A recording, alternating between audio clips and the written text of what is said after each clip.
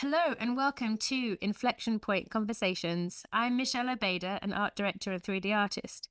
This is the final episode of season 2 of this podcast, where I interview experts in the fields of art, architecture, and visualization and other related fields. Together, we'll take a deep dive into the disruptive topics that have reached an inflection point in our industry. If you're enjoying this podcast, please take a moment to like, rate, and subscribe. You can also comment and give feedback. I'd love to reach more people and grow this amazing community. Today, I'm talking with Katya Fedak. Katya is a 3D visualizer and has worked at Morris Ajmi Architecture, Rivian, and Shimahara Visual, where we work together. She holds a Bachelor of Fine Arts in Product Design and has a keen interest in how things work. Recently, she began learning Unreal Engine and launched a YouTube tutorial channel to share the knowledge, and it took off almost instantly. Katya is also a fantastic claymation animator with a wild imagination. Welcome, Katya.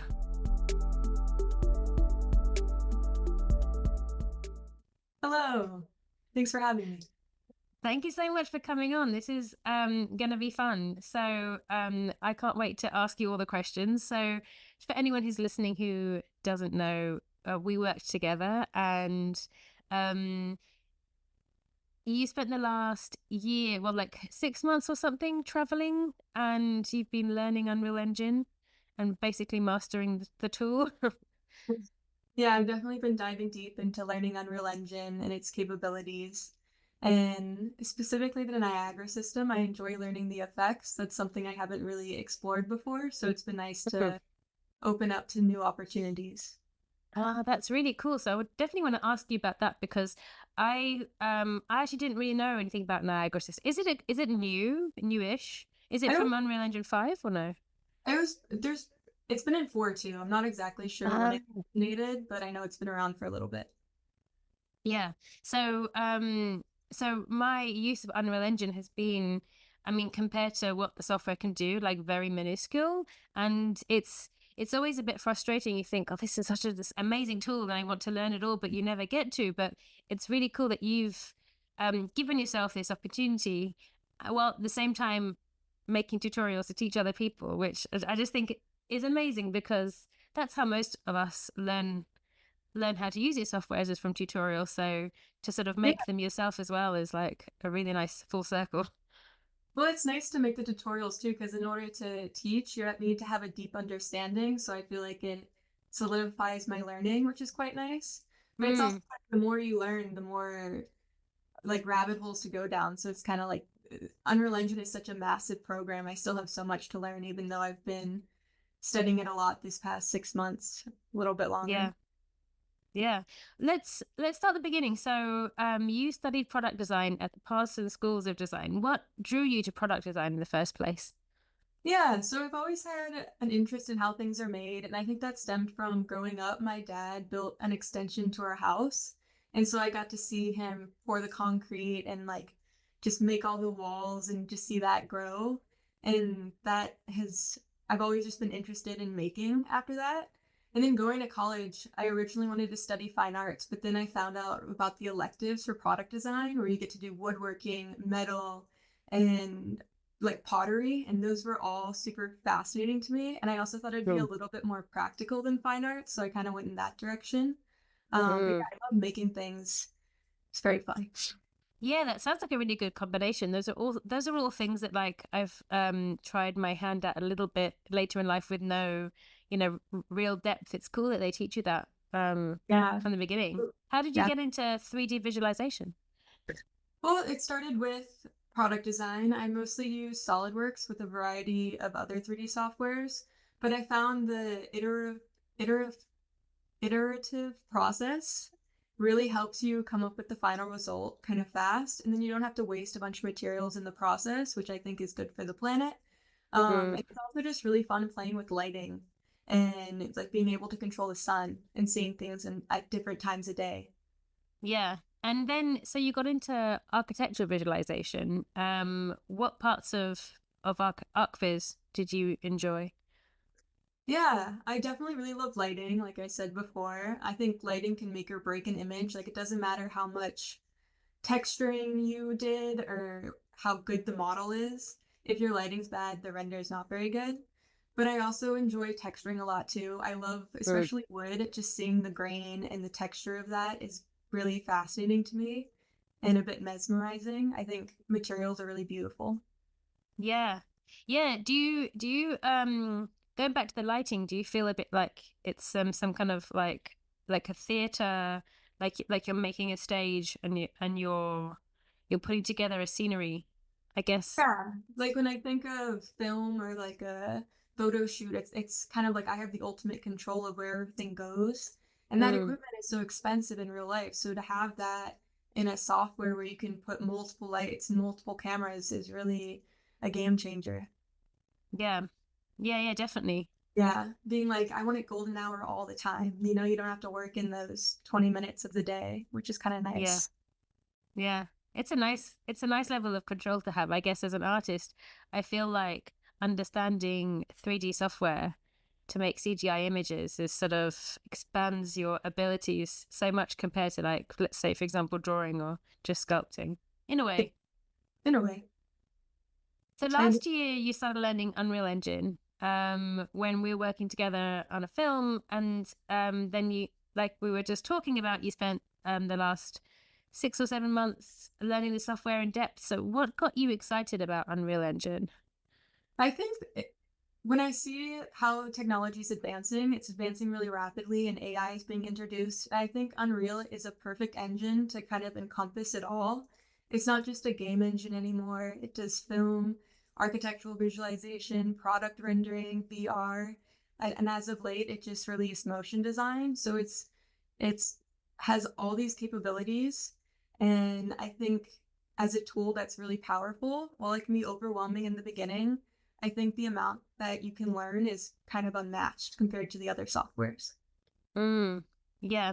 And so when you started sort of diving in head first, what areas did you start with? Like, did you sort of think, I'm interested in going into this aspect? Like, Yeah, where did you go to? definitely Niagara. I thought Mhm. particles, that's something I hadn't touched before. And I think when, So can you just explain what Niagara is, for anyone who hasn't touched it?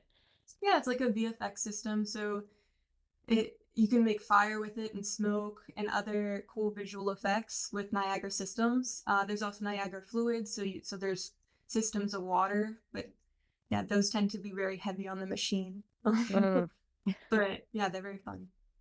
Yeah, and so you got into doing stuff that was like VFX, Yeah, stuff that essentially. was kind of because I felt there's a little bit of a hurdle jumping to a different software. So I thought if I just do architectural visualization, maybe I'd be a little bit frustrated. But if I start off with something completely new, then that will transform my experience with a new software and then kind of give me a little bit more confidence because I'm used to 3ds Max kind of looking really great. And Mm. so kind of having that flexibility with what I'm learning.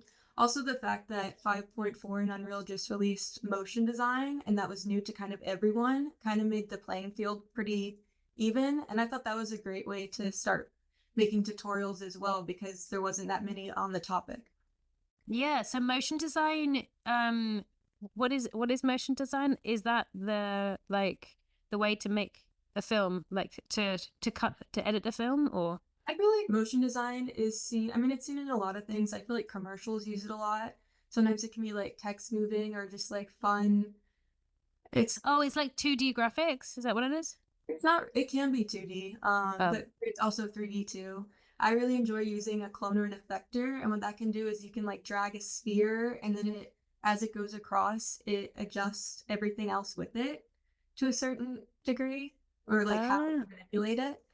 yeah. Yeah, I So hope I that guess to understand this more, yeah, anyone who's listening has to go and check out Katya's YouTube channel, which I will post up here. So, I mean, I'll get to that in a second. I want to talk to you about your YouTube tutorial channel. So you started this as you started learning, and you started making these videos, which I was really blown away by because I didn't like I've always watched YouTube tutorials and I didn't know if that was something that when people did them, they'd done them for a long time to get good at describing stuff because it isn't easy to describe sort of like very specific technical skills to people who don't know it yet.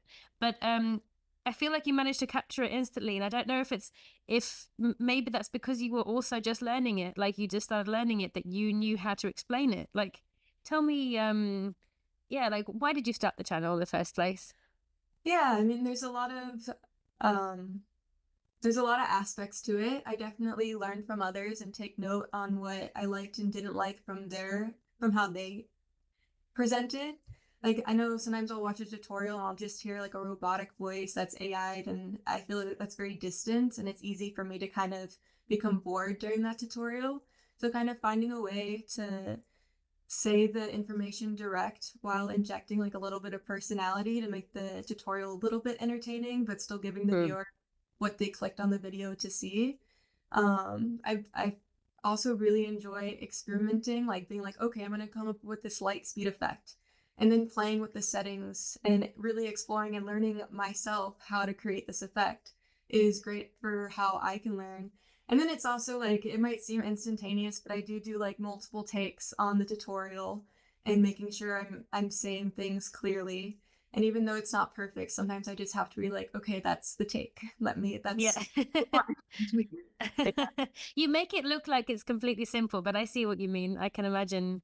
Um, well, because also you're quite good at getting the speed right, right? Because like sometimes I feel like tutorials, when they're just showing you something that's quite simple, there's still a 5 minute video. It doesn't need to be 5 minutes. And I feel like you do quite a good job of editing and cutting so that it's entertaining enough and people can pause it if they're, trying to follow along, right?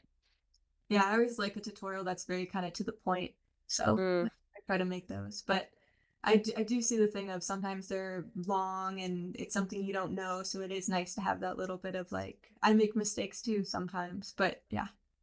Yeah. Do you get any, like, because you have a lot of followers following your channel, do you get much feedback? Have you found that interesting at all? Yeah, it's always nice to get a thank you. And I've been able to see some of the people who followed my tutorials work too, which has been pretty rewarding and cool to see Mm. that they've actually followed the tutorial successfully. That's very nice to see. That's cool. What part of teaching have you most found enjoyable? I think that's been really nice, just seeing what people have created. I also enjoy the experimenting aspect of it and just figuring out what I'm gonna make and how to make it. That's been Mm. very, very fun. Yeah. Do you feel since this is a journey that you're taking yourself on to learn the things that you find most interesting, do you also feel quite free to dive into different aspects, like you were saying you were interested in the Niagara particle system, so you just can dive into that rather than when you work in a studio and you're doing a specific project and you can only teaching yourself the other parts has to be in your spare time. But if you're Yeah, doing this for yourself, it's very nice to be able to pick my journey and mm, do how and wow, it's very nice to pick my journey and go about it the way I'd like. I will say sometimes I feel like I step on my feet in a way where I kind of hold myself back, where it's kind of nice to have a project to be like pushing you forward in a sense. But I've mm, been pretty good at always trying to advance. Like right now, I'm taking a blueprints class, and that's super helpful because I was kind of a bit nervous getting into blueprints, but that's such a mm. big part of Unreal, and it's cool to finally get started with that. And I'm excited to see how that will take my future projects. Yeah. So how far have you got into the blueprints? Are you what are like, can you give us any information, like what are you learning to do so far? So I've taken a class from Stephen Yulibari. I forget, I'm not sure if I'm saying his name correctly, but it's an amazing class so far. And basically, it's a video game class. So it's kind of, I've made a drone and they're shooting stuff at the character. So I'm like flying through, and I've learned about music too and how to set it up. So there's the left ear and right ear. And so it's more Mm, spatial. And the farther back you go, the more distance the sound is. Um, yeah. Stuff like that where it's like kind of technical but super cool. And I mean, I came into blueprints being like, I know it's important, but like why? And now I have a better understanding of why. Yeah. Yeah. And do you think that you might want to make a game? Do you have any interest in making a game? I think that'd be really fun.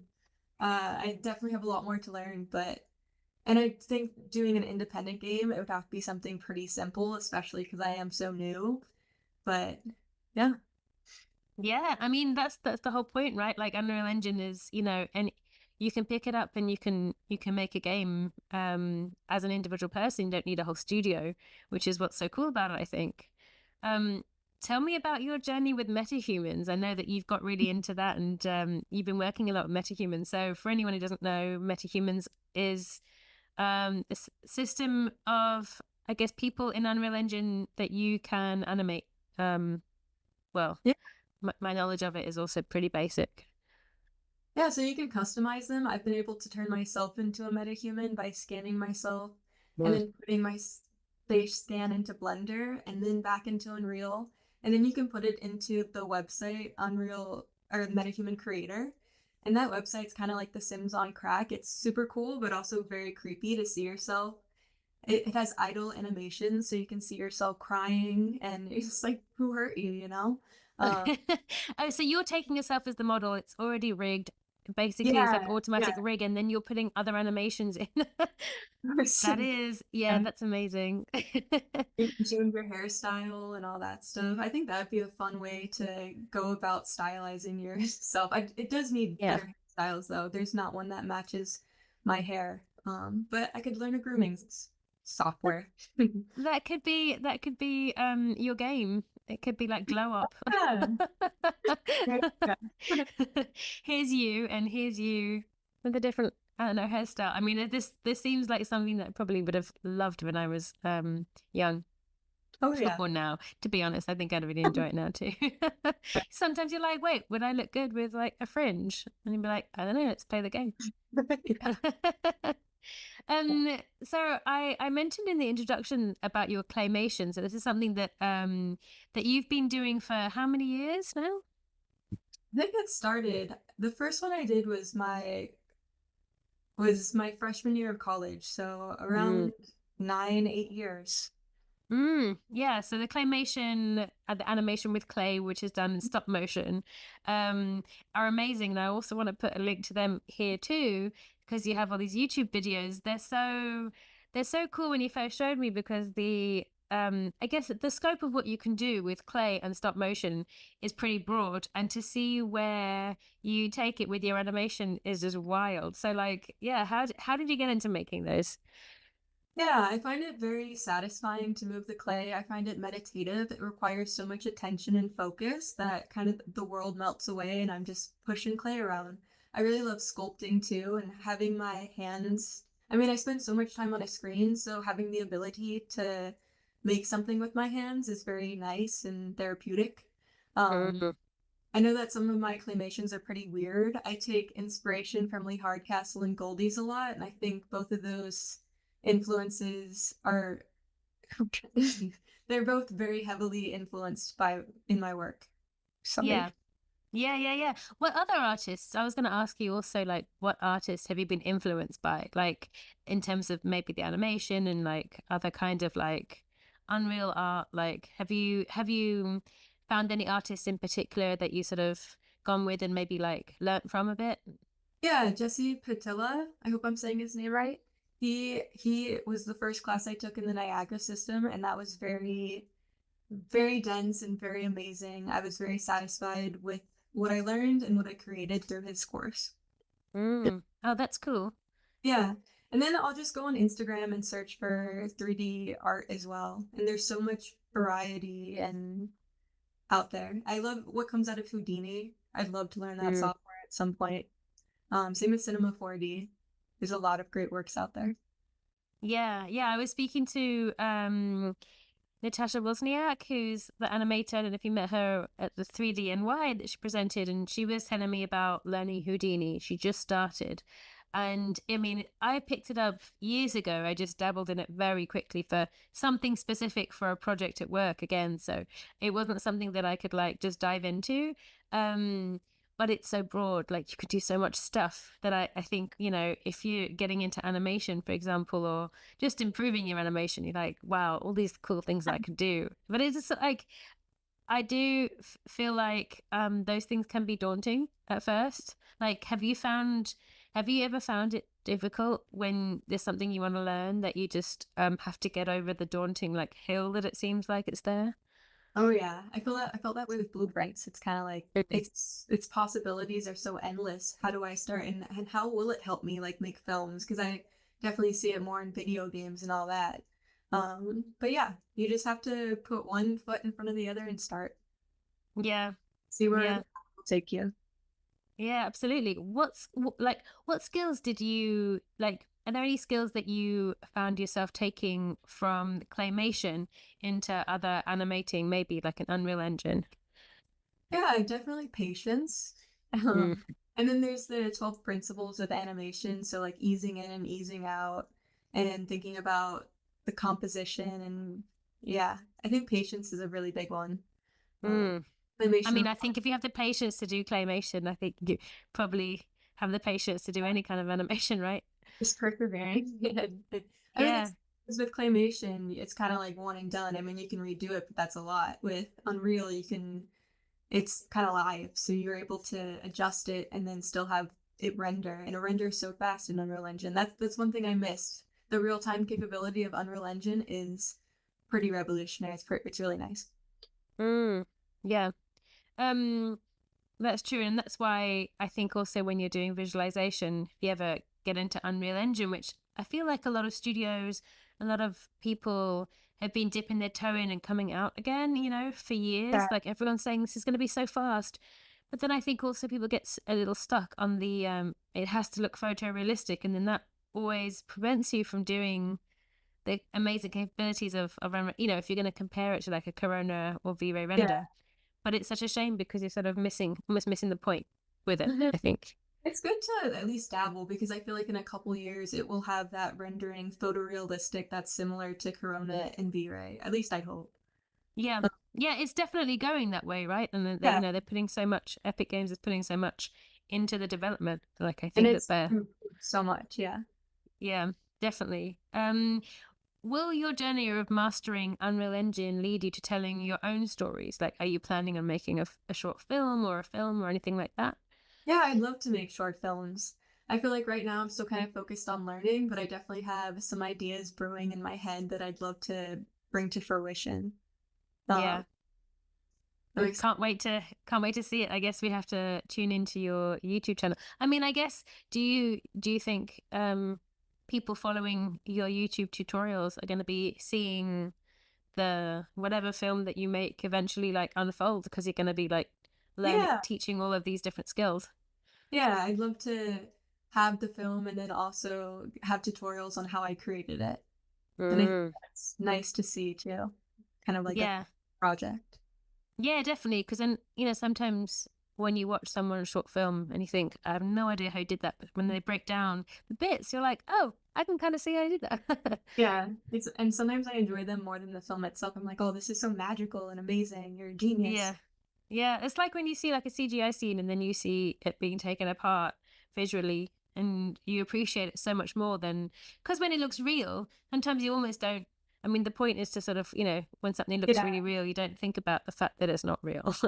Well, sometimes things are so real. It's like, show me the wireframe. No way, you know? Yeah. Yeah. Yeah. Yeah. Yeah, that's true.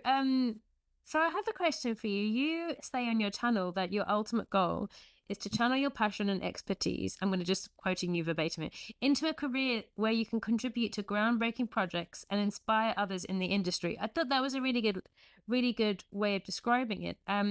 What kind of job would you love to see yourself doing? Yeah, so I feel like with technology evolving so fast, like right now, film is so amazing to me, but I also see film growing and becoming a lot more immersive. And Mm, I see shows like Free Body Problem, and they have the headset there where they're like in a video game that's so much more immersive than anything else.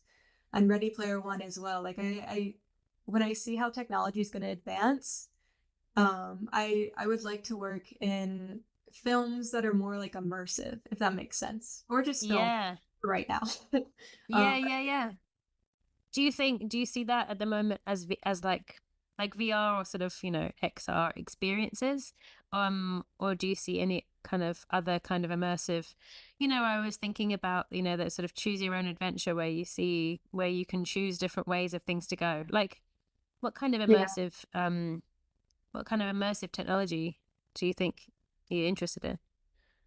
I feel like with the headset and then being able to see a story unfold in a more 360 way and kind of being a character within the story as well. But Mm. yeah. Yeah, that's cool. Where you're like first person. Mhm. Yeah. But right now, like I think just working in film too and seeing how Unreal has been used to get rid of green screens in some instances, and then the actors are able to use flashlights and actually interact with the 3D software, Mm. and I think feel like that helps with acting too. So also in that sense, I feel like it's been pretty revolutionary. Just nice. Yeah. Yeah, I was going to ask you, but you might have already answered this question. Why do you think Unreal Engine is so popular right now? I mean, one of Yeah, the many reasons. I definitely think because it's grown beyond just being a game engine, its capabilities are a lot more vast now with motion design, Niagra, um, VR, architectural visualization. Like I feel like we wouldn't have done ArcViz 3 years ago. Yeah. Mm. Or it wouldn't have been as realistic. Yeah, yeah, yeah, I think it took off, didn't it, for like product visualization, architecture visualization quite quickly. And suddenly I feel like they were putting a lot of money into the development of it, which Mhm. meant that, everyone could pick it up quite confidently thinking, I learn this now, in a few months, it's already going to get better and then I'm going to learn more, right? Yeah. What do you think about, you mentioned AI, and have you been using any AI tools in Unreal Engine or otherwise? Mm. Not particularly. I still think I kind of have like a love-hate relationship with it. Yep. I definitely feel a bit like, will this replace me? How much will it replace of the industry? But uh, yeah, no, I've definitely dabbled with some of the AI websites. I forget what the one's called where you can create 3D models. I've definitely tested that out. How Uh, is that? I haven't tried that. yeah, I tried making like a gummy bear and it created a very funny model. Gave me but I mean, it's in beta, and the fact that this stuff is in beta kind of freaks me out because it's pretty Mm. amazing for it being year one for that type of AI. Yeah. Yeah, I know. I started when I started this podcast about a year ago, pretty much. First of all, we're talking about AI a lot with people and discussing what people thought. And I feel like people have they're either um you know sort of scared it's going to take over our jobs and just worried about that, or confident that it's just going to be a tool, but actually just going to be a tool that we use to enhance our own work. But really, I feel like a year later from those conversations, we still don't really know, and it's already part of like our workflow. And yeah, it's just an interesting, I mean, I feel like we're gonna keep talking about it, which is, there's no Yeah. answers. Well, it's just like if it's a super powerful tool, then as like an architect, I feel like it could replace a renderer in 5 years or something. But I do think they do change chairs so many times and are it has to be extremely customizable. And I think that's going to be really hard for an AI to do. Yeah. Yeah, we have to have home. I mean, Yeah. in like the industry of architecture visualization has already like changed so much in the last, year in particular. And I think most ArcViz artists are sort of questioning like, what does my job really entail? A lot of Yeah. the skills that, were needed maybe not needed as much, or like what can I bring to this table that like a million other people can't bring. So um do you find maybe like learning Unreal Engine and kind of diving into some really specific technical things is kind of giving you that kind of extra ammunition, I suppose, to sort Yeah. of like be employable, which is what we're all trying to do. Yeah. No, I definitely dove into Unreal Engine thinking like this will help diversify my portfolio and Mm. hopefully make me a better qualified candidate. Um, Yeah. but yeah. It's tricky. I can't wait to see what films you're gonna start I'm working on. excited. Yeah, and definitely like, do you also feel like, because I know that like, you know, large studios, there's a very different vibe than working independently. Do you feel like there might be more collaboration with like independent artists? So for example, you know, maybe making a film by yourself is very daunting, and making a film as part of a big studio is like very different, and you know, not as creatively fulfilling. Do you think there might be more kind of collaborations, like 3 or 4 different filmmakers? Do you think that's possible, or I not so do. easy? I think their relationship definitely has to be super strong and trusting and being like, if we're going to spend this much time believing in each other's ideas and growing, where I feel like if you're working in a big studio, you're just like, yes, I will do that. You're paying me. Where when Yes. you're working with colleague or not even colleagues, just friends where you're collaborating, there definitely has to be like more trust there. Mm. Yeah. Yeah. It was just a thought that came to my mind, but I feel like if I was making a film, I think you're right. I was thinking it would be so much nicer to sort of split up a few of the things with a few people, but yeah, there has to be the right Yeah, totally on relationship. board. Yeah. Yeah, and like less ego, or you know, Mhm. like everyone's gonna be on the same page, and no creative differences that break up the band. Yeah, informing that style too. I feel like sometimes with 3D viz, if someone makes a rendering and then someone else makes a rendering, they have those slight differences too. Mm. Kind of like bringing it together and having that art direction too. So kind of having that, I don't know if one person needs to be in charge, but just collaboratively working together to make sure that the end product visually is cohesive too. Yeah, I guess that's the nice thing then about doing something yourself, is that you're completely in charge of it creatively, which can be great, like for that reason, right? Like you can go whichever direction you want. Yeah, no, my dog agrees. I heard a good saying once, which was like, if you want to go fast, go alone. If you want to go far, go together. And I thought that was Mm. that made sense to me. It resonated. That is that is a really good quote. I'm gonna write that one down. Oh, One like final question I'd love to ask you, Katya. What advice would you give someone who wants to learn Unreal Engine, and where to start? I would definitely start with a particular subject like Niagara blueprints and dive into that. I think if you just go in being like, I'm going to learn Unreal Engine, you're going to get really overwhelmed because there's so much possibilities. There's a lot of great teachers out there. I've got the blueprints course for $13 and it's over 40 hours of content, which is, I Wow. think, amazing and so good. And like, it's helped me so much. So, yeah, I definitely say Is it where is that, where can people find that tutorial? Is that with Epic Games, I or is that someone? That it was with Stephen Ulibarri, if I'm saying that Oh, correctly.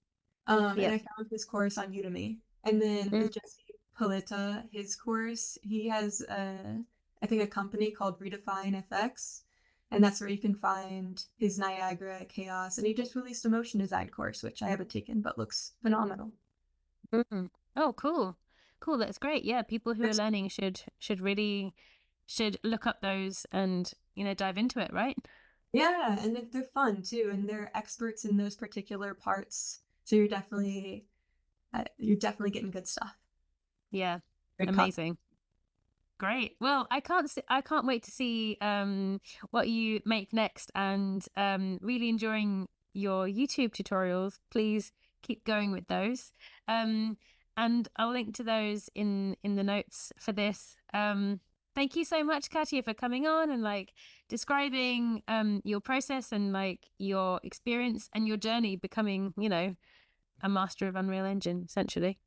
Yeah, thank you so much for having me. You've been such an inspiration for me. It was so nice working with you. So it's nice to reconnect and talk. Yeah. I can't wait to see you when you come into New York soon. Yeah. Bye.